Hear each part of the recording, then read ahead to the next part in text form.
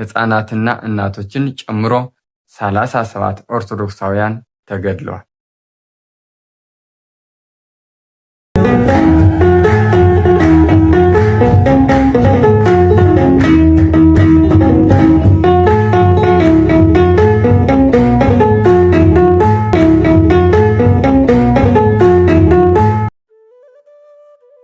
በስመ አብ ወወልድ ወመንፈስ ቅዱስ አሐዱ አምላክ አሜን። ናይ እግዚአብሔር ቤተሰብ ናይ አዴና ናይ ቅድስት ድንግል ማርያም ናይ ሓደራ ደቂ ናይ ኩሎም ቅዱሳን ፈተውቲ ኣብ መላእ ዓለም ዘለና ናይዚ ቻናል ተኸታተልቲ ሰላም ኣምላኽ ይብዛሕና። ኣጋጣሚ ድማ ሕዚ መቸም ኩሉ ግዜ ዘይቋረፅ ኣብ ልዕሊ ኦርቶዶክስ ተዋህዶ ቤተክርስቲያን ዝፍፀም ዘሎ ግፍዒ እናቐፀለ እዩ። እሱ ድማ ያው ኩሉ ግዜ መብዛሕትና ሸለልናዋልናዮ እንኸይድ ነገር እሱ ድማ ኣብ ኣርሲ ዞን ህዝቡን ተጠናኺሩ ይቕፅል ኣሎ። ስለዚ መጀመርያ እቲ ወፂኡ ዘሎ ዘገባ ብዛዕባ ኣርሲ ዞን ከንበልኩም እየ። ብቐጥታ ድማ ኣባናኸ ከመይ ዓይነት ስክፋት ይረአ ኣሎ፣ እንታይ ዓይነት በደል ይበፅሐና ኣሎ ዝብል ድማ ያው ክመፀ እየ ማለት እዩ። እቲ ዘገባ ብመምህር ኢዮብ በቀለ ዝቐረበ እዩ። በትናንትናው ዕለት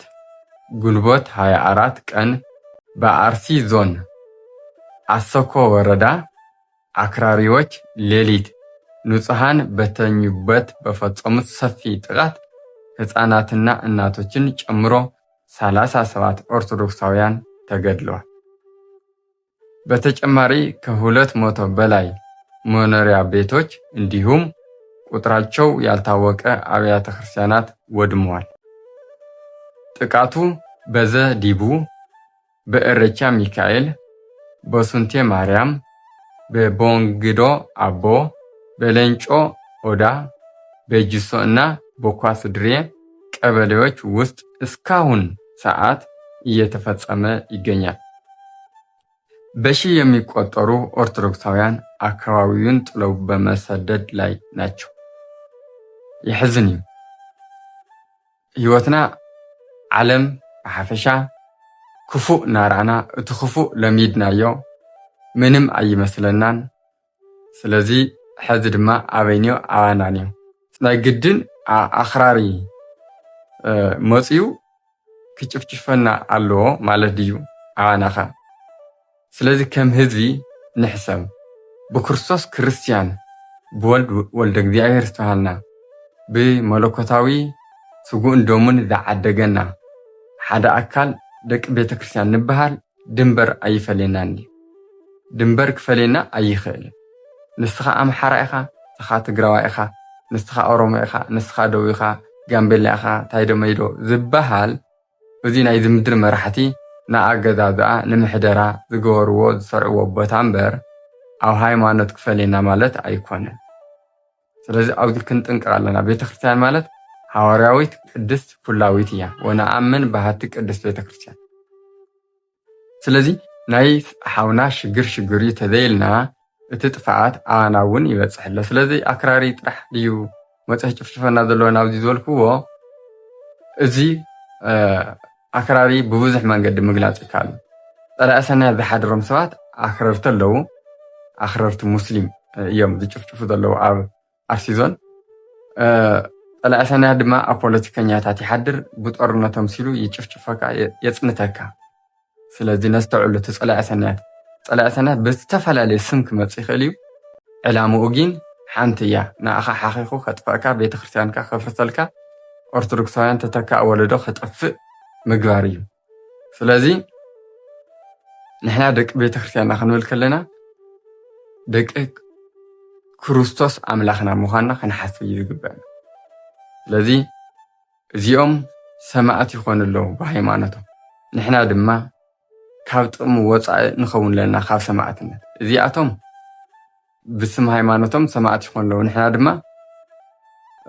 ብስም ፖለቲካ ናይ ኣጋንንቲ ሰማዕት ክንኸውን የብልና። ምክንያቱ ኩሉ ግዜ ተደጋጊመ እየ ዝብሎም፣ كلنا كنفلطو ዝግበአና ግን ድማ ክነስተውዕሎ ዘይከኣልና መንግስቲ ባዕሉ ካሪክለም ቀሪጹ ካብ መዋእለ ህፃናት ክስካብ 8ይ ክፍሊ ንኽንዝምሮ ዝተፈቀደልና ኩላትና ናዘመርናዮ ዝመፃና ትርጉሙ ግን ዘይርድአና መዝሙር ኣሎ ፖለቲካዊ መዝሙር እዩ እሱ ድማ ዘይንግወግዎ ዘይንሰግሮ ሩዋ ዝብል ኣብኡ ታይብል ዕፅምትና ሕሩጭ ይኹን ደምና ይፍሰስ ስጋና ንኣሞራ ይኹን ስለዚ መጽሓፍታ ይብለና ዝዘራእኻዮ ዝተመናኻዮ ድማ እሱ ይኾነልካ ይገጥመካ ማለት እዩ ስለዚ እዙይ ነበልና ኣብ ምንታይ ፀገም ትነብርላ ዓድና ተይልና ኣብ ኩናት ኣብ ረሃብ ኣብ ጥሜት ኣብ ሽግር ኣብ ጽልኢት ኣብ ዘረይነት ኣብ ጉቦ ኣብ ስርቂ ኣብ ሃንጊ ንነብር ኣለና ማለት እዩ ኩናት ተኣቱ ስጋኻ ኣብ በረኻ ኣሞራ ይወልዕ መንግስተ ሰማያት ይዋርሶም ቶም ኣሕዋትና ሕዚ ድማ ከምኡ ንክገብሩና መፅኦም ኣለዉ ማለት እዩ ስለዚ እቲ ኣብ ኣርሲ ዞን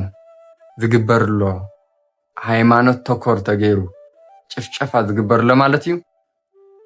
ኣጢቕና ንቃወም ኣለና እዚ ክንቃወም ከለና ድማ ኣባና ዝፍፀም ዘለውን ኣጢቕና ክንቃወሞ ኣለና ኣብ ማንም ሃገር ይንበር ኩናት ድዩ ሃይማኖት ተኮር ተገይሩ ኣባና ዝፍፀመሎ ጥቅዓት እውን ክንቃወሞ እዩ ዝግባእ ምክንያቱ ፅባሕ ንጎናዊ ጅባና ክመፅእ ይኽእል እዩ እሖ ዘውዝኛ ፀገም ኣሕዋትና እዮም ኣብ ኣርሲ ዝጭፍጨፉ ዝቕተሉ ዘሎ ዓሌት ዝፀንህ ዘሎ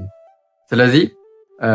ናይ ኣምላኽ ስም ካብ ትውልዲ ናብ ትውልዲ ከሰጋግር ዝኽእል መንእሰይ ወለዶ እዩ ምሁር ሓይሊ እዩ ናይ ቤተክርስትያን ስለዚ ዘውዝኞ ሃይማኖታዊ ምሁር ሓይሊ ዘለዎ መንእሰይ እንተተጨፍጭፉ ንቐፃሊ ቤተክርስትያን ካብ ወለዶ ናብ ወለዶ ከሰጋግራ ዝኽእል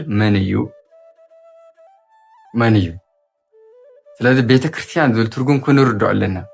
ቤተክርስትያን ሰለስተ ትርጉም ኣሎ ሓደ እቲ ህንፃ ቤተክርስትያን ካሊእ እቲ ሕብረት ናይ ምእመን ኣብ ቤተክርስትያን ዝስብሰብ ሳልሳይ ድማ ሕድሕድ ውልቅኡ ሰብ ቤተክርስትያን እዩ ማለት እዩ ስለዚ ኣብዚ ብትኹረትን ብጥንቃቐን ኢና ክንሪኦ ዘለና ኣብ ስርቂ ኣብ ዝሙት ኣብ ጭፈራ ዝነብር ወለዶ ተኾይኑ ናብ ወለዶ ናብ ደቁ ከመሓላልፎ ዝኽእል ዝሙትን ጭፈራን ስርቅን ሃንግን እዩ ኣብ ናይ ኩናት ጉሰማ ታሪክ ዝነብር ወለዶ እንተልዩ እንስቲ ድማ ናይ ኩናትን ናይ ጥፋኣትን ናይ ደምነትን ታሪክ ካብ ወለዶ ናብ ወለዶ እናመሓላለፈ እዩ ዝነብር ተመሓላሊፍና ይኸው ንነብር ኣለና ብቤተክርስትያን ደረጃ ተርኢና ስብከተ ወንጌል ዘስፋሕፍሕ ትስእን ኣቦታት ብንቕሓት ነቲ ዝፍፀመና ዘሎ ኣብ ፖለቲካ ዝንዮ ፀገም ንዓና ዘድቀቐና ዘሎ ሃይማኖትና ዘድቅቆ ዘሎ መንእሰይ ንኽጠፍእ ዝገብሮ ዘሎ ዝቃወም ደፊሩ ትስእን እምበር ኣቦታት ኣለውና ብኣቶም ገይሩ ድማ መንፈስ ቅዱስ ይመርሕና ኣሎ ቤተክርስትያንና ኣላ ብኣቶም ገይሩ ድማ ቤተክርስትያንና ይመርሕ ኣሎ ኣምላኽና እግዚኣብሔር ማለት እዩ ኮይኑ ግና ብጥንካረ ብፅንዓት ኣብ ሚድያ ወፂኡ ዝቃወመልና ቦጊ ንደሊና ነዚ ዝግበር ዘሎ ኩሉ ኣብ ኣርሲ ዝግበር ዘሎ ጭፍጨፋ ትቃወሙ ስኺልካ ኣይኮነን ኣብ ገዛኻ ከፍ ኢልካ ስለዚ ድፍረት የድሊ መንፈሳዊ ድፍረት ትብዓት ከምቲ ኣምላኽና ጎይታና መድሓኒና ኢየሱስ ክርስቶስ ኣብ ሉቃስ ወንጌል ምዕራፍ 24 ቁጥር 49 ሓይሊ እስካዕ ትረኽቡ ኣብ ኢየሩሳሌም ፅንሑ ከም ዝበሎም ንሓዋርያት ድሓር ድማ ሓይሊ መንፈስ ቅዱስ ምስ ረኸቡ ኣብ ግብረ ሐዋርያት ምዕራፍ 2 ንረኽቦ ሓይሊ መንፈስ ቅዱስ ምስ ረኸቡ ብሓይልን ብትብዓትን 72 ቋንቋ ተገሊጹሎም ዓለም 4 ማዕዝን ዘይሮም ብስብከተ ወንጌል ኣፋሕፊሖም ንሰይፊ ኣይፈርሑ ንሞት ኣይፈርሑ ንሰማዕትነት ከይፈርሑ ናብ ዘውዝንዮ ንሕና ዘለናሉ ደረጃ ኣውፂሖም ጓ ቅድስ ቤተክርስትያን ማለት እዩ ንሕና ግን ነመሓላልፍ ዘለና ቤተክርስትያን ንኽትዓኑ ብስርቅን ብጉቦን ንኽትፈርስ ኢና ንሰርሕ ዘለና ማለት እዩ ኣብ ዘረይነት ኣብኡ ሰጢምና ንርከብ ግን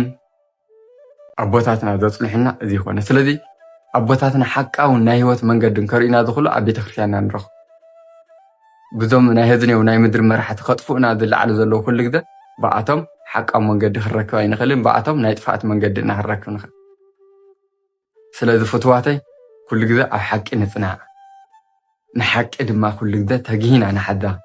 نحما أنا قردما تجينا نتقاومو أيد ليناني فرحنا شكلنا بسلام كنبر انتخوينا سلام فقرن حادنة إيذلينا سلذي كل جزء حدد لنا الوقت عاوز أمثلة زهنا كل جزء تجينا كنت أوم بنسعى كنوجعث نتنسعنا لما قدس جاونا خورنا تقبلنا خنبر إيو ذجبنا بصم بصلت بنسعى بقدس قرآن انت زينا بيرنا فرحات نخون انت قدشن بهالت نخون أنا بولك أي دخل أم بكالينا وعلى قداي بهالت خون صح نقولنا أخي أحمد ونياتو عاوز مدري نخنبر سوي لينا سود ما تايمالتي دي نخد شكل نخد صرح نقدر سوي ليكا دكان كفيتكا زجاج سوي ليكا زخون يكون عين السرحتي أيو عاوز مدري تليو نقدر أتعيها نخد فعفع سوي ليكا سلذي هاجر مال سويو سلذي سب خفو كي يقدا كلنا كنت أنكر كنت عري زقبنا مالتي الذي بنسايوت بقدس قرآن نبر تقينا جين على حق تتصنعنا نتحمى إن تقامنا نتصبق إن دقفنا سلنا يسوي شجر أي بهالتينا نخون برسو الساعات لياوت حسوتي سرقتي كنخون عين خيلنيا سلذي فتواتي أزي خبلكم يدلي إذا فيديو ديال ما ناو كالو تتصح شر بوللي وسوات لك دي أهر ولو لا تنقل ولو مسكول كور من ذل العالم آمين